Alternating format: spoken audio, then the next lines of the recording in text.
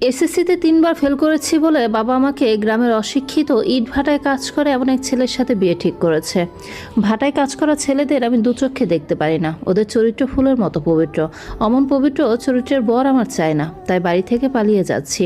বাড়ি থেকে প্রয়োজনীয় সব কিছু ব্যাকপ্যাক করে নিয়ে বেরিয়ে এসেছি। এখন রাস্তায় দৌড়াচ্ছি আর ভাবছি কোথায় যাব। শহরে আমার চেনা পরিচিত কেউ নেই, কে আমাকে ঠাঁই দেবে, কার বাড়ি যাব। ফেসবুকে একটা মেয়ের সাথে আমার 1 সপ্তাহ পরিচয় হয়েছে ইতিমধ্যে। সে আমার বেস্ট ফ্রেন্ড লিস্টে নাম লিখিয়েছে। এত রাতে ওকে ফোন দিয়ে বিরক্ত করা কি ঠিক হবে? ও কি আমাকে ওর বাসায় থাকতে দিতে রাজি হবে? 7-5 না ভেবেই ওর হোয়াটসঅ্যাপ নাম্বারে কল দিলাম। ওপাশ থেকে মিষ্টি আর রিনরিনে একটা ভয়েস ভেসে এলো, নীলা আরে ওকে, তোমার বাবা কি তোমাকে আবার মেরেছে? আমি হাঁপাতে হাঁপাতে বললাম, না আমি বাসা থেকে পালিয়ে এসেছি, এখন মেন রোডে দৌড়াচ্ছি, দৌড়াতে দৌড়াতে তোমার সাথে কথা বলছি।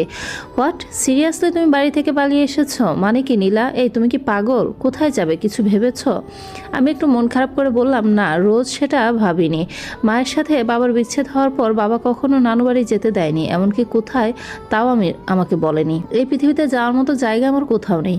কোথায় যাব, কি করব বুঝতে পারছি না। ছুটতে ছুটতে পা ব্যথায় টনটন করছে। চিন্তা করো না রোজ, বেশি রাত হলে ফুটপাতে শুয়ে পড়বো, সকাল হলে ঠান্ডা মাথায় ভাববো কোথায় যাব। রোজা যেন এবার মেজাজ হারালো, চেঁচিয়ে বলো, তোমার মাথায় কি গন্ডগোল আছে? রাস্তায় থাকবে মানে? কখন কোন দিক থেকে বিপদ ধেয়ে আসে বলা যায় নাকি?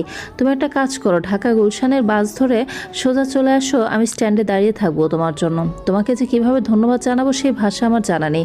মাত্র 7 দিনের পরিচয়ে তুমি আমাকে তোমার বাড়িতে আশ্রয় দিতে চাইছো। তোমার ভয় করছে না যদি তোমার বাড়ি থেকে আমি দামি কিছু চুরি করে পালিয়ে যাই পরে? তুমি আসলেই একটা গন্ডগোলে। একে তো পালিয়ে এসেছো, তার উপর ফাউল কথা, যা বলার এসে বলো, আর চুরি কইরো। ফার্স্ট গাড়িতে ওঠো আর চলে আসো, 7 দিনের হোক বা 7 জনম। তোমাকে যখন বেস্টু বানিয়েছি তখন সারা জীবন তুমি আমার বেস্টু থাকবে। আমি ছুটতে ছুটতে বাস স্ট্যান্ডের কাছে চলে এসেছি। ওই তো একটা বাস ছাড়লো বলে আমি জোর কদমে এগিয়ে গিয়ে বাসের সামনে দাঁড়িয়ে বললাম, আঙ্কেল আঙ্কেল প্লিজ বাস থামান, প্লিজ প্লিজ। বাস আঙ্কেল থেমে বলল, এই মেয়ে, তোমার কি মরার শখ জেগেছে? বাসের সামনে এসে দাঁড়িয়েছো কেন? আমি উত্তর না দিয়ে বললাম, এটা কি গুলশানের বাস আঙ্কেল? আমি হাত জোর করে বললাম, প্লিজ আমাকে একটু নিয়ে যাবেন, বিপদে পড়ে এসেছেন, জাস্ট 1 মিনিট দাঁড়ান, আমি টিকিট নিয়ে আসছি। বলে চোখ বন্ধ করে দোয়া দরুদ পাঠ করছি যেন রাজি হয়ে যায়। ড্রাইভার আঙ্কেল বললেন, ঠিক আছে। ওনার বলতে দেরি হলেও আমার টিকিট আনতে 1 বিন্দু দেরি হয়নি। বাস চলতে শুরু করেছে। আমি ওনাকে ধন্যবাদ দিয়ে খুশি মনে টিকিট নিয়ে বাসে উঠে পড়লাম। সিট খুঁজতে খুঁজতে কিছু একটাতে পা বেঁচে পড়ে গেলাম। কারো কোলে পড়েছি তো পড়েছি, সাথে তার মাথা থেকে এক মুঠো চুলও উপড়ে নিয়েছি।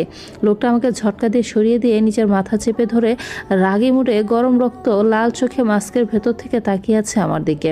আমি এক চোখ বন্ধ করে আরেক চোখ একটুখানি খুলে ভয়ে জবুথবু হয়ে দাঁড়িয়ে আছি ওনার সামনে, ওনার বকা শোনার জন্য।